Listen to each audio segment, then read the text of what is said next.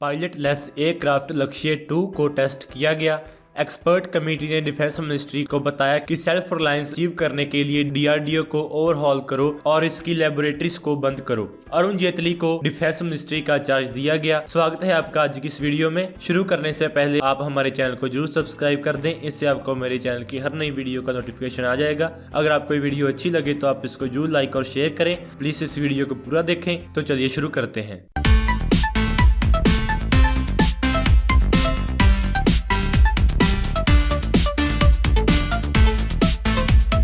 Pilot less target aircraft लक्ष्य 2 को Indian air force ने वेडनेसडे को टेस्ट फ्लाई किया इंटीग्रेटेड टेस्ट रेंज ओडिशा से। इस अनमैन्ड एरियल व्हीकल को टेस्ट रेंज के लॉन्चिंग कॉम्प्लेक्स 3 से फ्लाई टेस्ट किया गया और इसने अपनी फुल कैपेबिलिटी को डेमोन्स्ट्रेट किया।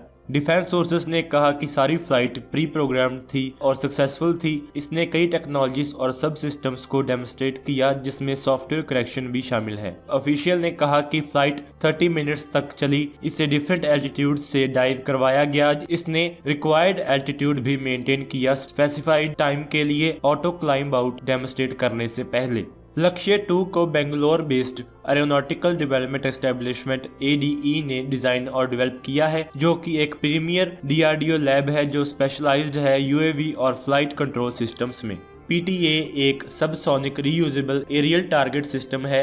इससे ग्राउंड से रिमोटली कंट्रोल किया जाता है और ये दोनों एयरबोर्न और एयर डिफेंस पायलट्स को ट्रेनिंग देने के लिए डिजाइन किया गया है। ये नए surface air to air weapon systems के एवेल्युएशन और डेवलपमेंट ट्रायल्स के लिए जरूरी है। ये टेस्ट इसके इंजन की वैलिडिटी और ड्यूरेशन एनहेंसमेंट को चेक करने के लिए किया गया था। मिनिस्ट्री ऑफ डिफेंस के द्वारा अपॉइंट की गई एक हाई लेवल कमेटी ने अपनी रिपोर्ट में कहा कि DRDO को एक मेजर ओवरहॉल की जरूरत है। इसकी कुछ लेबोरेटरीज को बंद कर दें और ऑर्गेनाइजेशन को चाहिए कि केवल डिफेंस प्लेटफॉर्म्स की डेवलपमेंट पर कंसंट्रेट करे। पिछले 5 ईयर्स से DRDO को 6000 से 8000 करोड़ तक हर साल मिल रहे हैं डिफेंस रिसर्च के लिए, जो कि डिफेंस बजट का 6% है। DRDO को 1958 में सेटअप किया गया था वेपन सिस्टम्स को मैन्युफैक्चर करने में सेल्फ रिलायंस अचीव करने के लिए और आर्म्ड फोर्सेस को इक्विप करने के लिए। इसके पास 30,000 से ज्यादा पर्सनल है, जिसमें से 8,000 साइंटिस्ट और 13,000 टेक्नीशियंस शामिल हैं। इसके पास 52 लेबोरेटरीज हैं। इसके एरिया ऑफ रिसर्च में जूसेस से लेकर न्यूक्लियर मिसाइल्स तक शामिल हैं।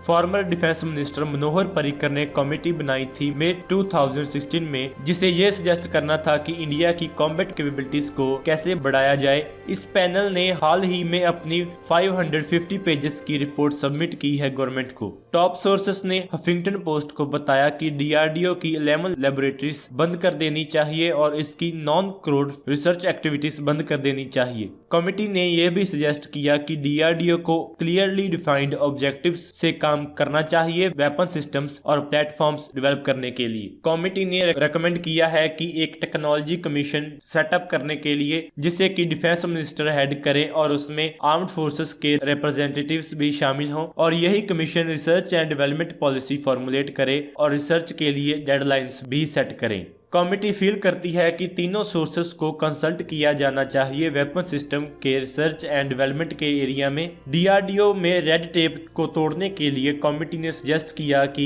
DRDO साइंटिस्ट्स को सक्सेसफुली प्रोजेक्ट्स कंप्लीट करने के ऊपर इंसेंटिव्स दिए जाने चाहिए। और रिफॉर्म सजेस्ट करते हुए कमेटी ने कहा कि ऑर्डिनेंस फैक्ट्री बोर्ड को आर्म्ड फोर्सेस से कंसल्ट करना चाहिए नई टेक्नोलॉजी या मटेरियल इंडक्ट करने से पहले। इसने OFB के एक फैक्ट को पॉइंट आउट किया कि उसे उन गन्स के एक्सैक्ट वेट का भी नहीं पता था जो वो प्रोड्यूस कर रही थी। कमेटी ने कहा कि OFB को प्राइवेट कंपनीज को भी इंक्लूड करना चाहिए और प्राइवेट पब्लिक पार्टनरशिप्स यूज करने के लिए सजेस्ट किया, प्रोडक्शन की स्पीड बढ़ाने, बेटर क्वालिटी इंश्योर करने और डिलेस को कम करने के लिए। ये पहली बार नहीं है कि DRDO को ओवरहॉल रेकमेंड किया गया हो। सवाल उठते रहे हैं DRDO प्रोजेक्ट्स के डिलेस और कॉस्ट ओवररन्स के ऊपर। मनोहर पर्रिकर के डिफेंस मिनिस्टर की पोस्ट से रिजाइन देने के बाद फाइनेंस मिनिस्टर अरुण जेटली को मंडे को डिफेंस मिनिस्ट्री मिनिस्ट्री के एडिशनल चार्जेस दिए गए। पर्रिकर ने अपनी रेजिग्नेशन सबमिट कर दी थी उसके बाद जब बीजेपी ने गोवा में अलायंस गवर्नमेंट बनाने का क्लेम किया। यह दूसरी बार है कि जेटली डिफेंस मिनिस्टर का एडिशनल पोर्टफोलियो संभाल रहे हैं एनडीए गवर्नमेंट में। जेटली 2014 में मई 26 से लेके नवंबर 9 तक डिफेंस मिनिस्ट्री के इंचार्ज थे।